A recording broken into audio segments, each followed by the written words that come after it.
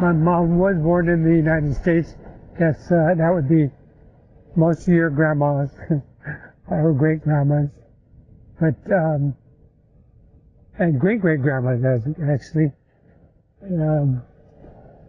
But back in 1926, there was a revolution going on in Mexico.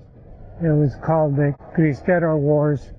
It was basically about the government's coming down on the church and restricting the powers of the church. And the Cristeros were basically for the church and against the federal government.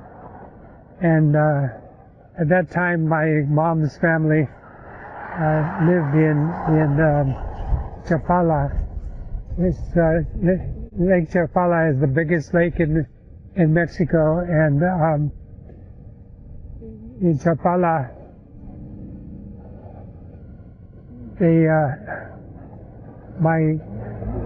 I guess my great grandfather was called him the alcalde, which is basically a municipal authority. And one of the things that he did was, well, one, he owned a restaurant there, the hotel and restaurants, and he also was the keeper of the jailhouse. And one time the Federales came in with a big prisoner they had caught, which was some leader of the Cristeros, and they were going to hang him the next day after a sham trial, whatever. And so they came to lock him up in the courthouse.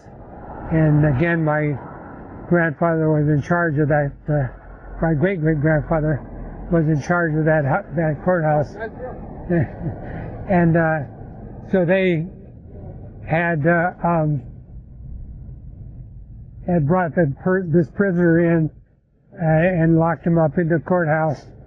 And what they didn't know is that this person that they had arrested and were bringing in was a boyhood friend of my great-grandfather's. They had been raised together and were friends. And of course the Federales didn't know that. So my great-grandfather, he had them help them lock him up in his jail, and took the Federales to celebrate at his cantina, that was attached to the hotel. And he basically plied them all with alcohol and had I'm watching a telephone post here that is going to get in my way. Anyway,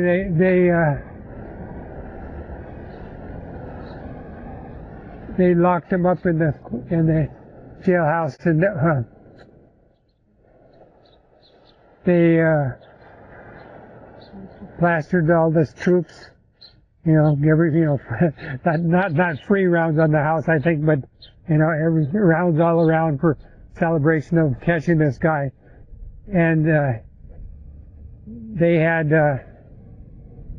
all gotten pretty plastered and were laying around drunk and whatever. And so after that he took them to, it's really windy and the drone is flying all over the place. Anyways, so he went at night after everybody was sound asleep, and he let his friend out of jail. And so he knew that the next morning everybody would discover what he had done.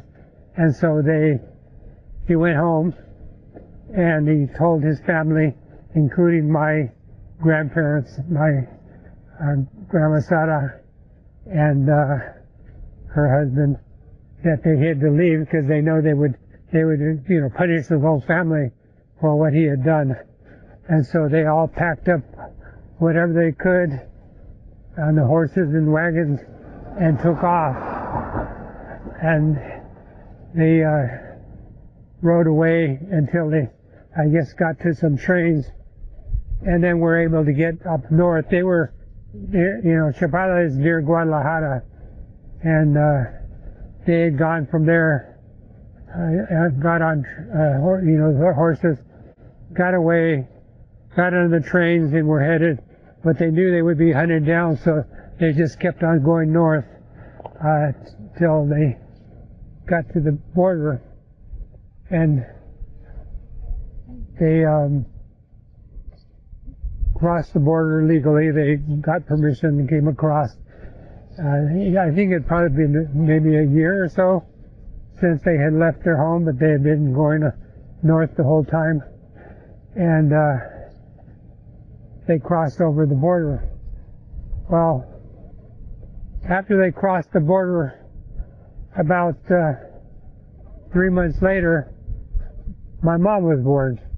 So my mom was the first of our family to be born in the United States. She was a citizen, and so that's how my mom came to be in the United States due to the settler wars, which were happening between 1926 and 28 or 29. And my mom was born in 1928. So anyway, that's the story of how the Torres family came to the United States. All right.